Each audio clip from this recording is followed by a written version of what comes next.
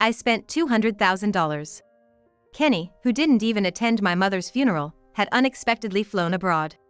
$200,000? What on earth did you do with such a sum? You remember that grand piano we had at home? I sold it. Man, coming from a wealthy family sure had its perks. That was a fine piano. I never imagined it would fetch $200,000. It seems Kenny mistakenly thought that the grand piano at home was his. My condolences. The inheritance rights to the family estate are all mine. However, that piano was originally bought by our grandfather for my brother, and it still belongs to him. My brother, who's always loved the piano and now works as a piano teacher, left it at our family home because it was too big for his house. Given my brother's strong sense of ownership, he would be furious to know that something of his had been sold without his consent. Knowing my brother, simply compensating him won't be enough. When I told Kenny this, he hung up immediately. My name is Rachel Schneider. I'm a 45-year-old office worker. My family has a distinguished lineage that dates back to colonial times and is well known in our community. Moreover, thanks to my late father's successful business, we now own assets worth $9 million. Originally, my older brother was supposed to inherit the family estate. However, he had a girlfriend from a family that also required an heir. Desiring to marry her at all costs, he declared that he would give up all inheritance rights in exchange for not taking over the family responsibilities. This left me with the challenge of needing to find a spouse to continue the family name. Even though I had always wanted to be independent without relying on family wealth, I focused solely on my career. Before I realized, I found myself in my mid-40s and still single. I needed to find someone, or our family line would end with me. So, I took a leap of faith and attended a singles mixer. That's where I met my current husband. His name is Kenny, and he's surprisingly 10 years younger than me. Yet, at the party, he didn't pay attention to any of the younger women and came straight to me. "You sure you want to be with someone as old as me?" I asked him repeatedly, but Kenny looked straight into my eyes and answered, "I'm a bit shy and not very assertive. I've always been drawn to older, more grounded women." True to his words, Kenny gave off a gentle, reserved vibe. I felt that he could bring some peace to my assertive family dynamics. As our relationship progressed, there was something I had to tell him. My mother had been bedridden due to illness since last year, and I was taking turns with my sister-in-law, Catherine, to care for her. Wondering how to break the news since we were considering marriage given our age, I finally told him on our third date. He gladly accepted and even proposed to me, saying he'd like to help with the caregiving. I was deeply touched by his kindness. At least, that's how I felt in the beginning. Kenny works as a daycare teacher. However, 4 months into our marriage, he suddenly wanted to quit his job. When I asked why, he replied with a remorseful look. "Sorry, Rachel. The parents at my daycare are just too demanding and complaining a lot. I just can't handle it anymore." Surely, it must have been tough for Kenny, looking so timid. I would have normally said, try a little harder, to encourage him, but with him helping with my mom's care now, I couldn't say a word. Plus, I'm 3 months pregnant now. I want to get along well with Kenny for the sake of the baby on the way. I was showing a lenient face, but I soon regretted it. As I came out of the shower and tried to enter the bedroom, I could hear Kenny whispering on the phone. I was shocked at the content of his call. I managed to get married without her finding out I'm unemployed. She totally believed me when I just told her I quit my job. When in reality, I quit like 2 years ago. It sounded like he was talking to one of his buddies. From the other end, I faintly heard a male voice say, "Man, you're really something." Well, Rachel's family is pretty wealthy around here.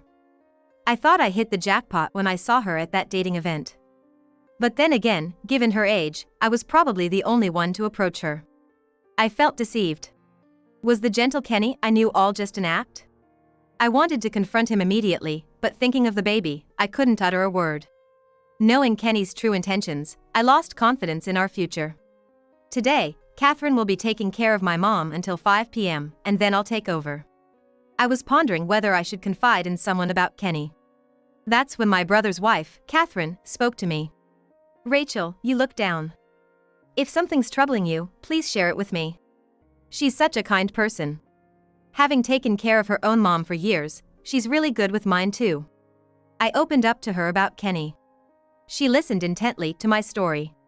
It's good you talked. Keeping this to yourself could have been harmful to your unborn child. Yeah. I'm sorry. No worries. Talking doesn't necessarily solve everything, but it surely lightens the load. Still, this is quite the situation. Catherine looked really concerned, almost as if it was her own problem. Suddenly, the doorbell rang, and without waiting for a response, Kenny entered. Both of us were taken aback, but Kenny acted like nothing was amiss and smiled. Rachel, I'm gonna help with your mom's care from today. You're not in the safe period yet, so I don't want you straining yourself. Kenny was putting on the act of a gentleman in front of me. Really? Okay, let me show you how to care for her. No, I'll learn from Catherine. You just rest at home.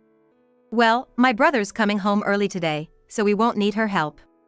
Upon hearing that, Catherine looked at me, shaking her head as if to say it's okay. She might confront Kenny and get the full story out of him once I'm gone. Thinking that, I decided to leave it to her and head home. But I couldn't help but worry, so I pretended to leave but hid nearby. Catherine tried to start a conversation with Kenny, but he spoke first. I've been meaning to ask. Why are you taking care of your mother-in-law in this house? He was using the same tone he used on the phone. Well, my husband's busy and can't make it, and Rachel has her job. But more importantly, why are you asking? Then, Kenny exclaimed, "What?" and began to say horrible things to Catherine. You live in such a wealthy home, you'd have enough money to put your mother-in-law in a care facility, wouldn't you? Or is it something else? Did your husband give up his claim to this family's wealth, so you're trying to curry favor by taking care of her? That must be it. You'd be pretty upset if you married into money and didn't get a piece of the inheritance, wouldn't you? That's just cruel. I too was so angered by Kenny's harsh words that I wanted to leave the room. However, as I was about to, Catherine, noticing me, signaled with her eyes not to. I reluctantly stayed quiet and just watched the scene unfold. You hit a nerve, didn't you? If so, leave right now. This family's wealth belongs to us, my wife and me. So, I'll take care of my mother-in-law by myself from now on. With that attitude from Kenny, Catherine felt it was pointless to say anything more and left the scene. I also discreetly stepped outside. She must have been deeply hurt. I wondered how I could apologize to her. Then, Kenny began taking care of Mom all by himself. I offered to help, but Kenny told me I absolutely shouldn't come.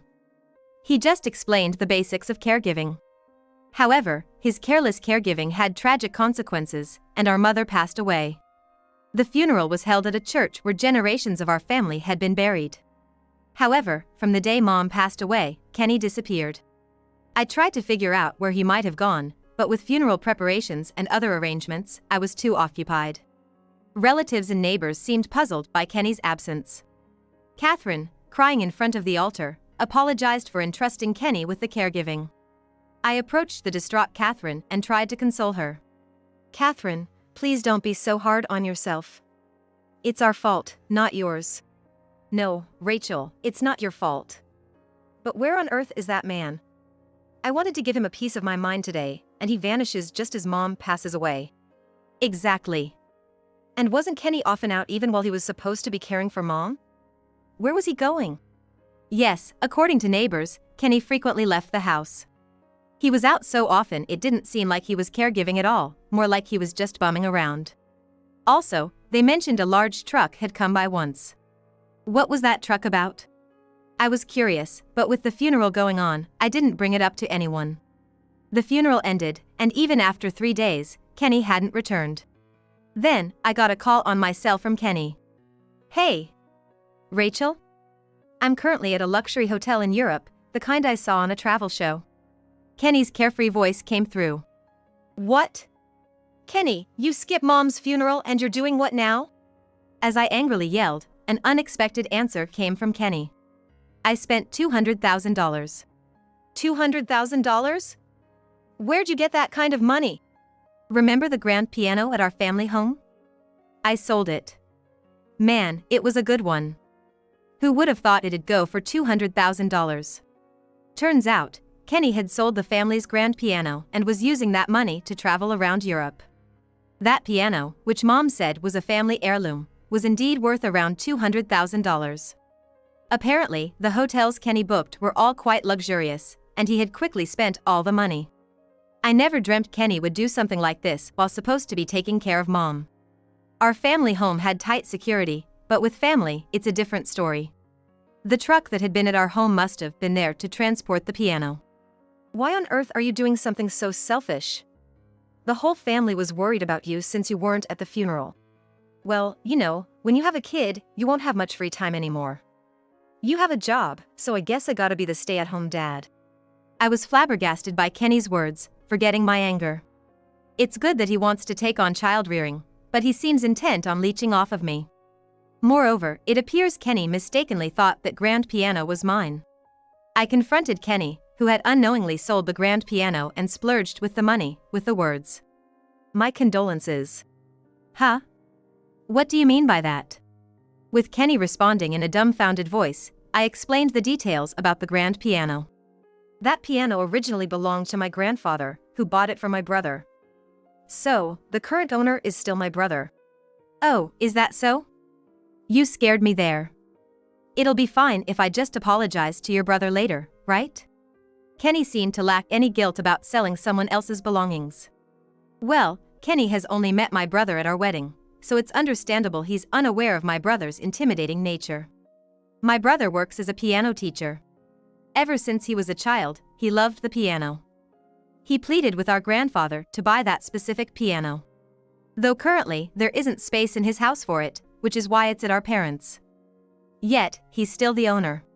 While working at a piano school, he has also expressed his wish to start his own school, using that very piano. Piano means more to him than anything else. I can only imagine what kind of punishment he would impose on Kenny after hearing that it was sold without permission. By the way, my brother has a strong personality and hates dishonesty. As I continued explaining, Kenny remained silent throughout. Get it? When he finds out you sold his cherished grand piano, mere compensation won't cut it. My brother's not just strong-willed, but he doesn't settle for compromises either. I wonder what kind of punishment awaits you. With my warning, the phone abruptly hung up. He's probably feeling regretful and is now racking his brains. For now, I called my brother and told him everything about the phone call. Needless to say, he was livid. The next day, Kenny rushed home. Entering from the front door, his eyes widened seeing everyone in the living room. What? What's going on? Why is everyone here? I had timed it so that the whole family would gather when Kenny returned home. Of course, my brother and his wife Catherine were there too. With a menacing look, my brother said, "Kenny, I heard everything from Rachel. What were you thinking? Selling someone else's property, especially something that valuable, without consulting the family?" Kenny, visibly nervous, tried to justify himself. I was just trying to help with the chores around the house out of boredom. When I saw the old, large grand piano, I thought no one was using it anymore. So you decided to sell it? Yes, I mean, it seemed like a waste just to leave it there. My brother, with a stern expression, asked. Really? That piano was special, imported by our grandfather from a top European manufacturer. Where's the money from the sale? As expected, my brother is quite the actor. Everyone probably knows that Kenny blew all his money on an overseas trip, but he's trying to make him confess it in front of everyone. Kenny must be desperately thinking of an excuse. He doesn't respond immediately and seems lost in thought. The sales money, yeah. It hasn't come in yet. In a flustered manner, Kenny tried to make an excuse, but my brother's anger finally erupted.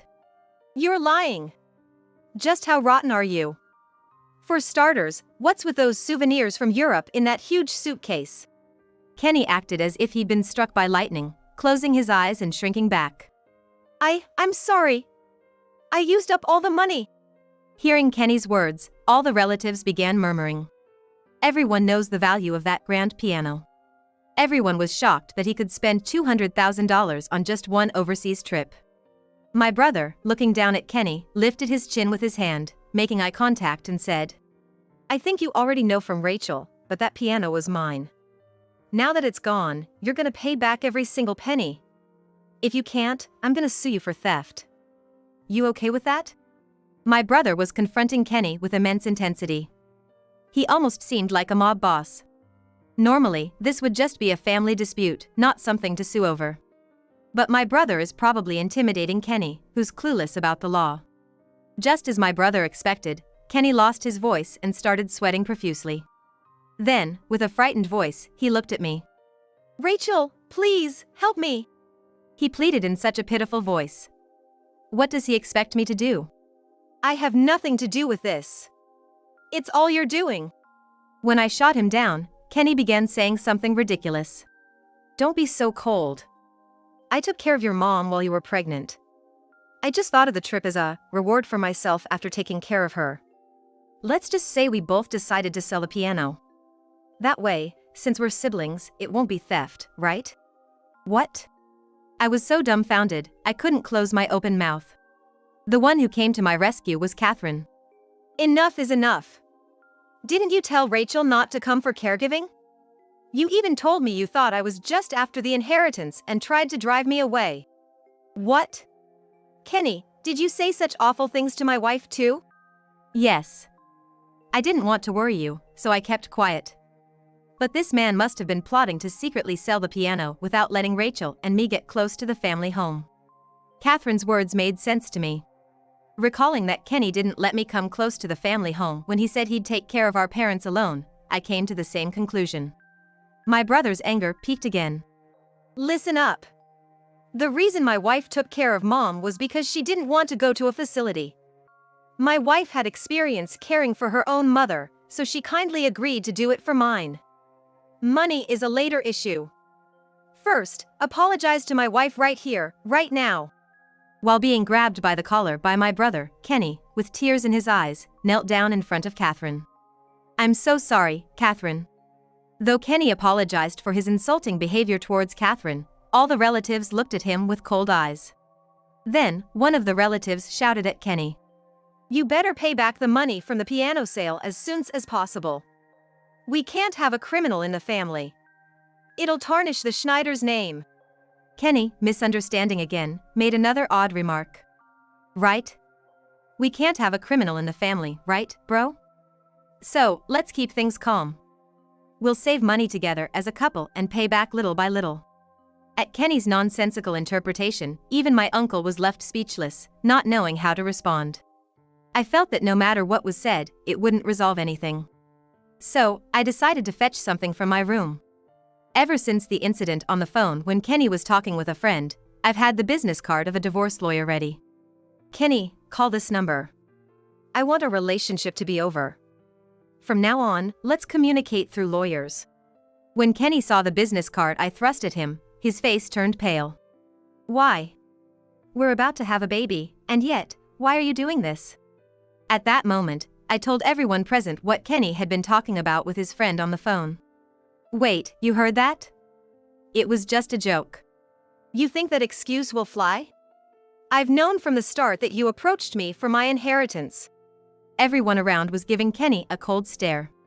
Realizing that there was no way out, Kenny retorted with a defiant attitude. Darn. I thought I was gonna get close to $9 million.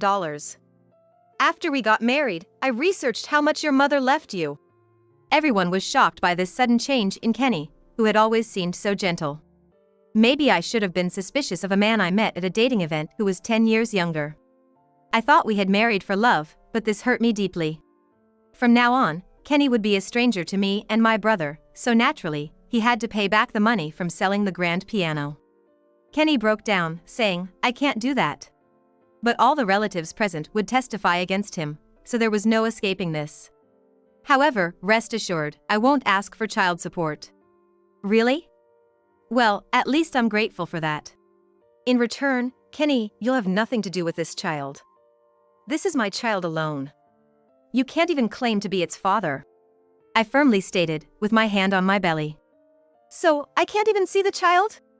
Of course not. Someone who deceives others for money doesn't deserve to be a father. Upon hearing this, Kenny looked devastated and collapsed.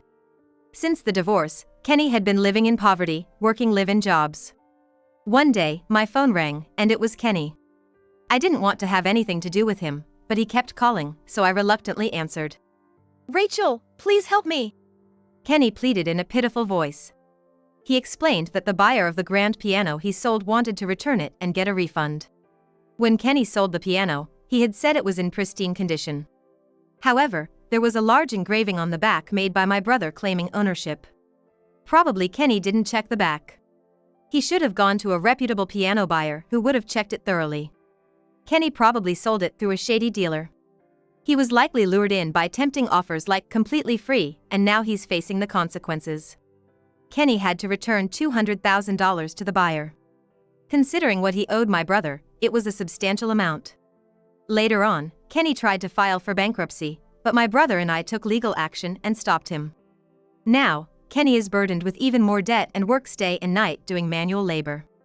Eventually, the heirloom grand piano safely returned. Relieved, my brother put a strong lock on the room where the piano was kept. He even installed a security camera, being super cautious. "No one's gonna touch that piano till I start my piano lessons," said my brother, who hadn't changed a bit from when he was a kid, making me chuckle. My brother expressed his wish to start a piano school at our family home, so I decided to discuss sharing our mother's inheritance. Catherine, my brother's wife, had taken care of our mother, and I felt guilty about inheriting everything by myself. Thanks to my brother agreeing with my decision, it seems we'll continue to have a good relationship with his family in the future. And so, I was blessed with a long-awaited baby girl. I feel bad for the relatives who were hoping for an heir, but in today's age, I believe girls tend to cherish their mothers for a longer time. Besides, my mother, in fact, was an only daughter and took in a son-in-law, so if needed, my daughter can do the same. I became a single mom, but Catherine, who's already done with her parenting, is fully supporting me. Ever since I was taking care of my mom, I've truly been indebted to Catherine. My brother said he's gonna step in as a father figure for my daughter, and he's really excited about it. Also, my brother and Catherine have 2 adult daughters, and under his influence, who loves the piano, both became kindergarten teachers. Those nieces have also come to adore my daughter. I feel so fortunate to be supported by such a warm family. And with gratitude to those around me, I intend to live strong with my daughter.